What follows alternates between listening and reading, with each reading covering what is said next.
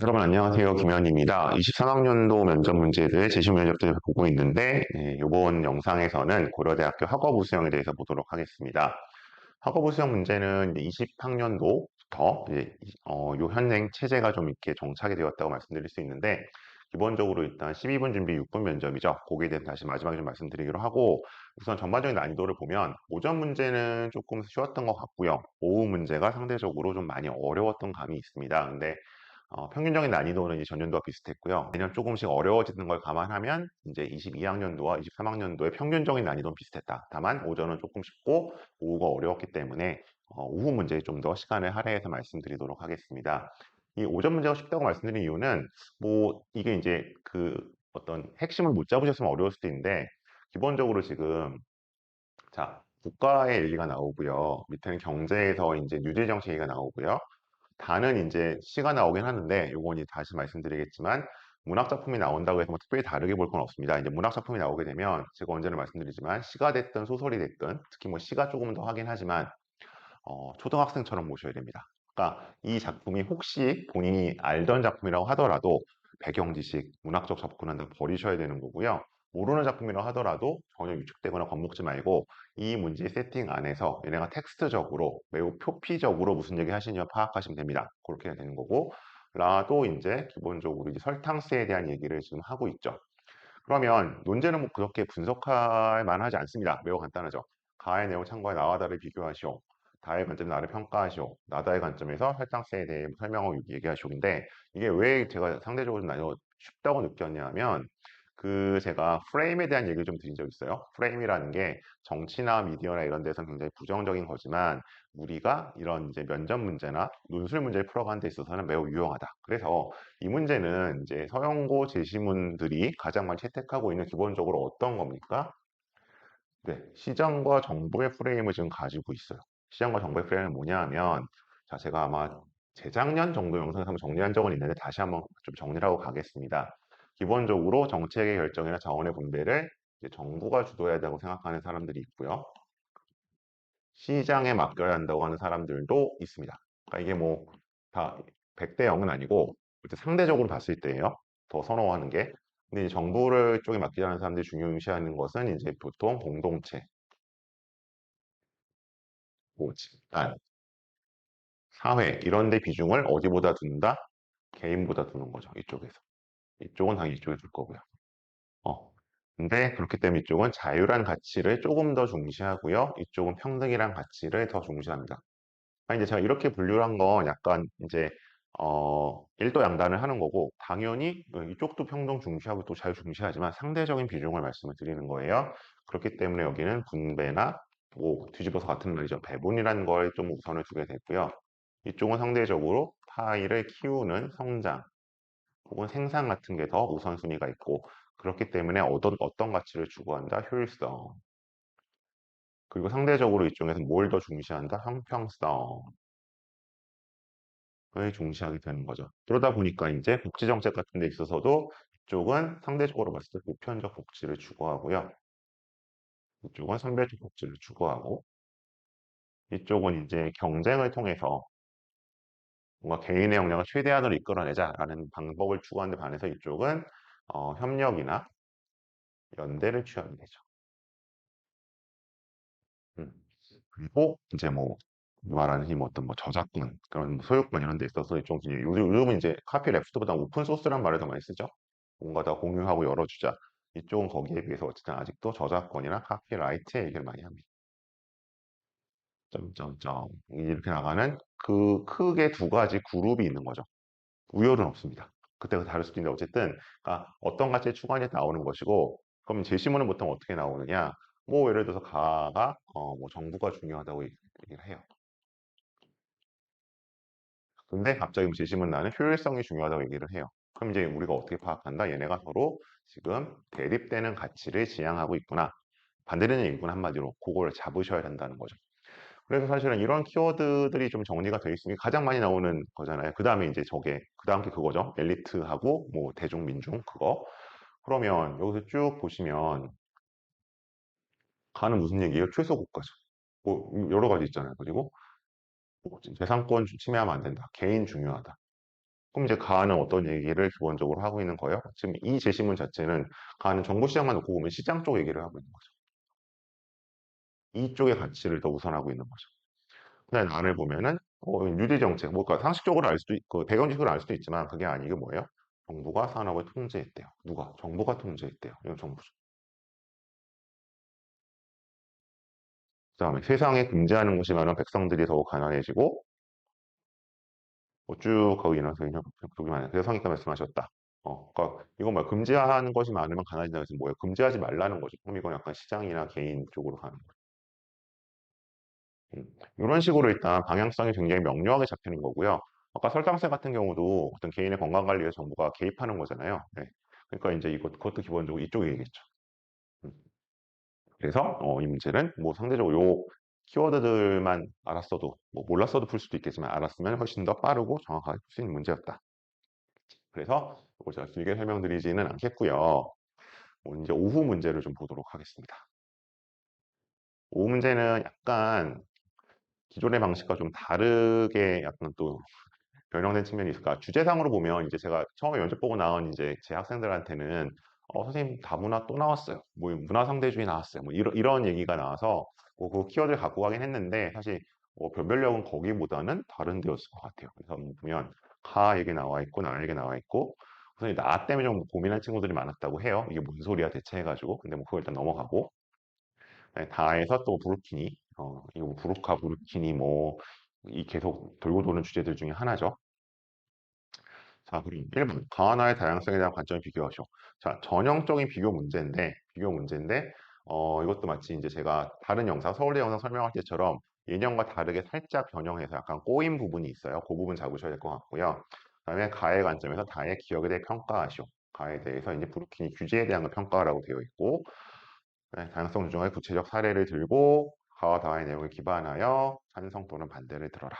그러면 얘를 제가 또 이제 논지 분석을 좀 하고 가죠. 그럼 이거는 논점이 이제 아까 문제보다는 좀 복잡하기 때문에 문제 분석을 하고 가는 식으로 하겠습니다. 그럼 가와나의 다양성 관점 비교면 이 전형적인 고대 문제고요. 고대 1번 문제고 제가 언제나 말씀드리지만 이거 갖고도 최초와 추가와 떨어질 사람 갈라진다 그랬어요. 자, 제일 많이 뭐 놓친다. 비교하라는 논제. 이거만 제가 설명할게요. 어, 공통점 많이 놓친다. 비교하라서 공통점과 차이점을 찾아야 되는데 이거 안 찾는다 그랬고 두 번째는 차이점을 찾을 때 가능하다면 공통점보다 하나쯤 더 찾아라 양쪽으로. 왜? 굳이 이걸 물어볼 때는 다른 점이 더 궁금할 수 있으니까. 세 번째 놓치는 거 기준. 비교할 때인데 비교할 때 먼저 뭐가 필요하다? 기준. 그래서 이제 제가 많이 예를 드는 게 뭐 BTS와 블랙핑크를 비교해 보자. 뭐 이것도 벌써 데뷔한 지꽤 된 아이돌이긴 하지만 그러면 뭐 성별, 소속사, 데뷔 시기 이런 이제 기준이 잡아 얘네 둘이 비교할 수 있는 거잖아요.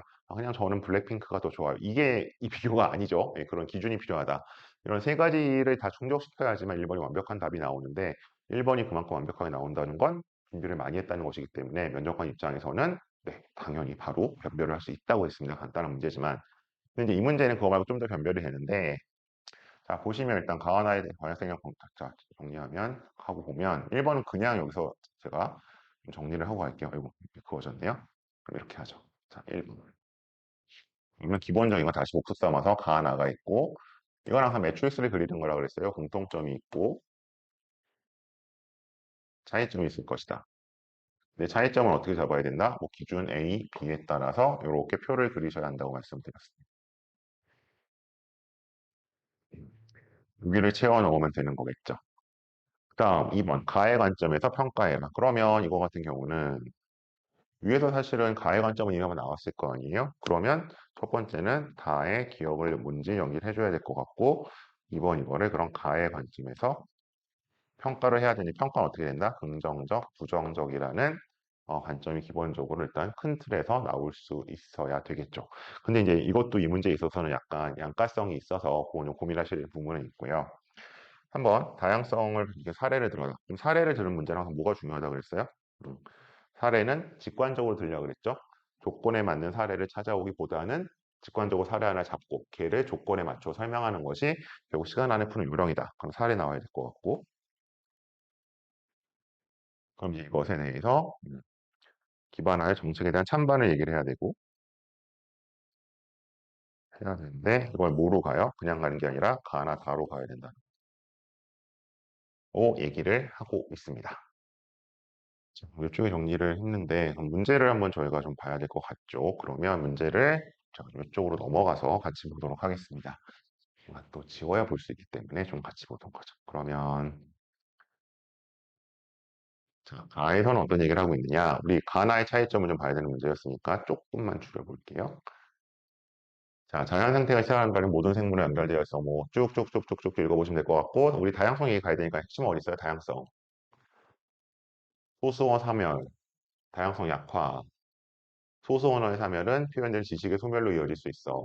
소수 언어를 보존해야 할 결정적 이유는 실제로 엄연히 존재한 어떤 대상이 오는 소멸 존재할 수 없게 된다는 점이다. 엄연히 존재하는 어떤 대상은 뭐겠어요? 여기서 얘기하는 게 지식이겠죠, 지식. 그래서 230개 언어가 소멸했고 등등등 했다. 국제적 차원의 언어 환경 보존을 추구하고 있다.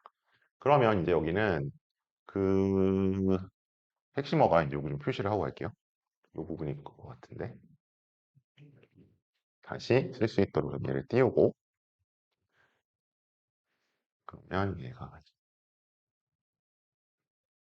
언어의 소멸도 문제긴 한데 지적 기반이 점점 줄어들고 언어 소설 사멸하면서 다양성이 약화되고 있다. 그러면 그 언어로 표시되는 지식의 소멸로 이어질 수 있다. 즉 여기서 얘기하고 있는 건 가에서 얘기하고 있는 핵심은 뭐예요? 그리고 언어가 소멸하면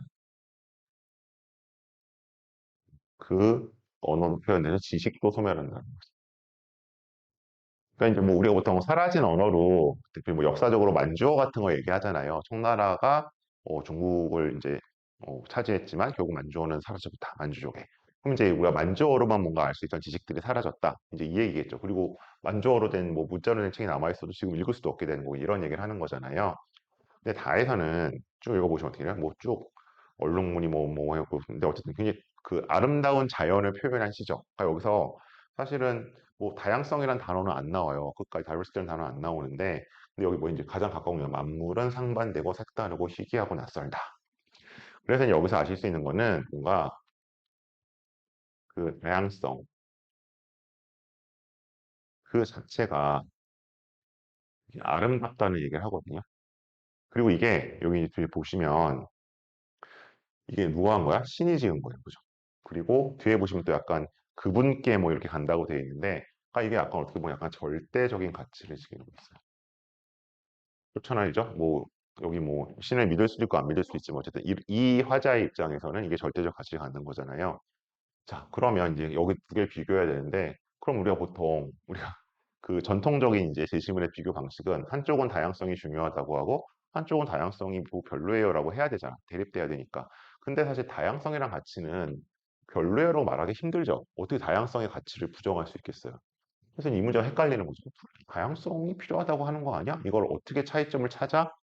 라고 보게 되면 이제 이 부분이죠. 이런 다양성 그 자체에 뭔가 절대적 가치를 부여하고 있는 반면에 이 언어, 소수 언어의 가치는 어디에 있다는 거예요? 이로 인해 보존되고 읽을 수 있는 지식에 있다는 거죠. 즉, 우리 흔히 하는 말로 역시 이것도 이제 약간 단어의 페어일 수 있는데 같이 다니는 애들 있잖아요.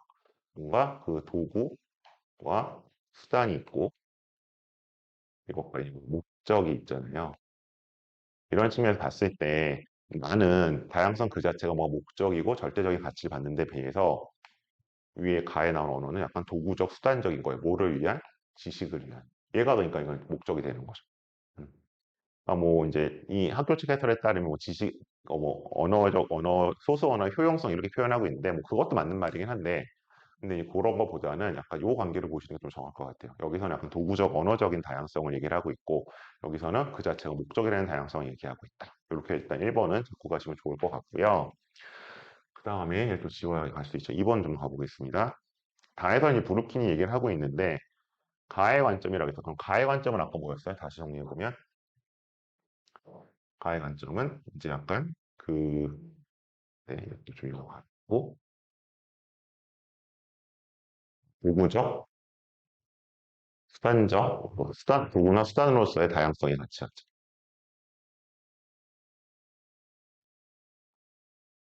되는 거죠. 그럼 다의 기억은 뭐야? 정확히 얘기하면 다의 기억은 브루키니 규제죠.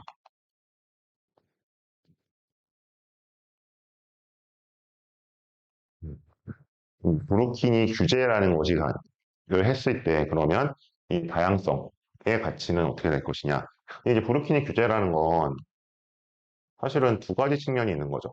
그러니까 원칙적으로 일단 부르키니는 여성 억압적인 측면이 분명히 있잖아요. 양성평등이나 어떤 보편적인 인권을 봤을 때. 그럼 이제 이거는 뭔가 양성평등을 실현하는 긍정적 효과가 있어요. 보편적 가치를 추구하는 게 있죠. 근데 부르키니를 이제 규제하면 또 하나 나오는 것은 이제 기본적으로 뭐를 침해할 수 있다? 만일에 이제 자기가 원해서 입은 거라면 이제 어떤 종교의 자유. 음. 종교의 자유 측면. 그러니까 자신의 종교를 이렇게 표현하는 거잖아요. 그죠? 나는 이제 무슬림 정체성 같은 것을, 종교적 정체성을. 이거는 이제 보편에 좀 상대되는 의미와 특수성, 또 특수성과 다양성이 같이 가는 거니까. 이 의미가 있는 거겠죠. 그럼 이제 이 도구적선적으로 이제 결국 이거는 만약 브루키니를 이제 규제할 경우에는 어떤 면? 예, 이 면에 있어서는 이제 부정적일 수 있겠죠. 그죠? 자, 그러면 3번으로 가보면 구체적인 사례를 들고 가와 다의 내용을 근거로 해서 반대쪽 결정. 그러면 뭐 구체적인 사례로서는 뭐 이제 그 저랑 수업했던 친구들은 이제 약간 이 다양성이나 다문화에 대한 걸 좀 공부를 하고 왔기 때문에 사실 샤를리 에브도 같은 걸 많이 들었어요.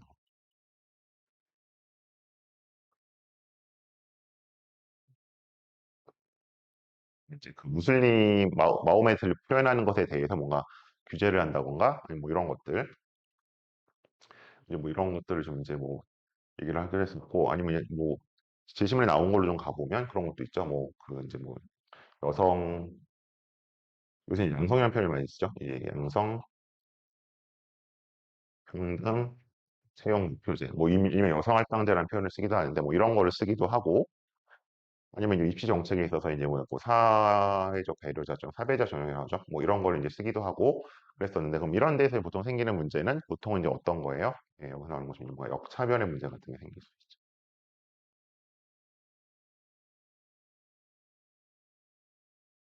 근데 여기에 대해서는 여러분이 뭐 당연히 이제 그러니까 우리가 모든 차별이 금지되는 게 아닌 것처럼 역차별도 이제 상황에 따라서 허용될 여지가 있는 거거든요. 그럼 이제 여기에 나와 있는 것처럼 가와 다의 내용을 좀 토대로 접근해 보실 수 있을 것 같은데 그러면 이제 그래서 그 여러분 찬성하실 수도 있고 반대하실 수도 있는데 찬성 논리로 기본적으로 가려면 그러니까 이 정책 자체죠. 다양성 전체에서 결국 이제 다양성 보장이 갖고 오는데 집중을 하셔야 될 것 같고 만약에 반대 논리로 간다고 하면 이제 이것이 갖고 오는 역차별이나 그 부작용의 문제를 중심으로 가셔야겠죠. 그럼 이제 예를 들어서 뭐 다 같은 경우를 이제 예를 들자면 여러분이 만일에 나는 양성평등이랑 보편적 가치가 더 중요한 것 같다. 어, 그런 논리를 가지고 아마 이쪽 반대쪽 이 논리를 아마 하셔야 될 거고 찬성 쪽으로 가시려면 뭐 종교적 자유라든가 아니면 뭐 도구적 수단에서 다양성의 가치라든가 이쪽을 근거로 활용하셨어야 될 겁니다. 그래서 아마 뭐 2번, 3번이 그렇게 어려워서 하진 않고 1번이 이제 비교인데 마찬가지로 이제 아주 이제 확연한 비교가 아니라 약간 결이 다른 이제 비교 차이점을 찾다 보니까 그 부분에서 조금은 어려움이 없지 않았나 싶습니다. 자, 지금 보시는 것처럼 네, 문제가 쉬우면 쉬운 대로, 어려우면 어려운 대로 뭔가 합격권으로 가기는 만만치는 않습니다. 그래서 보통 이제 이 면접이 난이도가 낮고 뭐 수능 최저 맞춰야 된다는 건 좀 굉장히 쉽게 알려져 있는데 저는 올해 이 면접 만만히 봤다가 떨어져서 반수하고 재수하는 선배들 많이 만났거든요. 그래서 기회가 왔을 때 어쨌든 수능 최저를 맞췄다면 꼭 준비하시기 바라고 지금 뭐 수능 한 일주일 남은 상황에서 이 면접을 준비하기 어렵겠지만 최소한 1차 발표가 그래도 금요일 정도에 나죠. 그러면 그 일주일 정도는 몰입해서 여기 이제 보시는 것처럼 이제 요 교재를 제가 잠깐 소개를 해드리면 뭐 이제 이거는 잠깐 임의로 정리한 거긴 합니다만 그 좀 목차를 좀 볼까요? 이거 더 올라가야 되네요. 자, 제가 이렇게 이제 일단 요 교재를 사용을 하는데 여기 보시면 이제 학우라고 되어 있는 것들은 사실은 21년, 22년, 23년 그 다음에 이제 3년치밖에 없어요. 그러니까 이제 이 6개만 자꾸 기출이라고 풀고 가시는 분들이 있는데 그거 부족합니다. 특히 이제 뭐 서울대랑 연대랑 면접을 따로 같이 준비하시는 학생들이 아니면 이거 갖고는 정말 어림도 없거든요. 그럼 문제를 더 풀어봐야 되는데 뭐 학원에서 주는 예상 문제, 저도 문제 만들지만 사실 대학 기출 문제 퀄리티 못 따라가고요. 그리고 이제 자꾸 카페에서 뭐 10,000원, 5,000원 받고 파는 문제 있는데 정말 조악합니다. 그런 거 풀지 마세요. 풀지 마시고 기출을 일단 다 푸셔야 돼요. 그럼 어떤 걸 풀어야 되느냐? 자, 여기 이렇게 묶어놨는데 우선 먼저 푸셔야 될 건 요런 것처럼 학으로 되어 있는 거, 학으로 되어 있는 다시 정리하겠습니다. 20년, 21년, 20년, 22년, 23년 문제. 21년은 없어요. 코로나 때문에 면접이 없었기 때문에 요 6개가 있고, 그럼 그 다음에 뭐를 풀어야 되느냐? 여기 이제 나와 있는 여기 이제 여기 있죠. 국제인지 학교연수 이렇게 돼 있죠. 그래서 15, 16, 17년에 이런 전형들이 있었고요. 문제 포맷은 조금 다른데 이게 똑같이 12분 준비에 6분 면접이었어요. 그리고 고대가 이제 주로 관심을 갖는 토픽들을 그대로 다루고 있습니다. 그래서 일단 15, 16, 17 여기 추천이나 국제인재 요 문제들 풀어보셔야 되고요. 그 다음에 또 하나 풀어보실 거는 이제 여기 보시는 저기 재외국민 문제들이 있어요. 그러니까 이제 이건 뭐 우리 보통 특례라 그러죠. 특례 문제라고 살짝 무시하시는 경우들이 있는데 이 문제 절대 쉽지 않습니다. 절대 쉽지 않고 이 문제도 마찬가지로 물론 이제 요건 이제 뭐 10분 준비 10분 면접을 보긴 했었지만 어쨌든 요것도 똑같이 준비 시간이 비슷하고 문제 형태가 유사하기 때문에 요 재외국민 문제 보셔야 되고요. 일단 그 정도까지는 다 보고 가시면 좋겠어요. 그리고 이제 여기 뭐 이제 기회균형 문제랑 이런 것도 있는데 요것들은 이제 조금 난이도가 낮은 편이에요. 낮은 편인데, 근데 이제 사실 뭐 21년, 22년 기회균형도 좀 괜찮긴 한데, 22년, 23년 기회균형 문제들. 그래서 이렇게 쭉 푸시면 지금 여기 제가 18개, 22개, 한 25문제 되죠. 네, 여기 이제 리스트에 보이는 문제들은 좀 다 풀어보고 가셔야, 그래도 내가 면접을 최선까진 몰라도 준비할 만큼은 했다라고 말씀하실 수 있을 것 같아요. 네, 이렇게 준비해서 합격하시길 기원하고요. 혹시 저랑 마무리 같이 하고 싶으신 분들은 역시 이 계정에 남겨져 있는 휴대폰 번호로 연락을 주시면 일정 잡아서 진행하도록 하겠습니다. 네, 이상으로 마치겠습니다. 고맙습니다.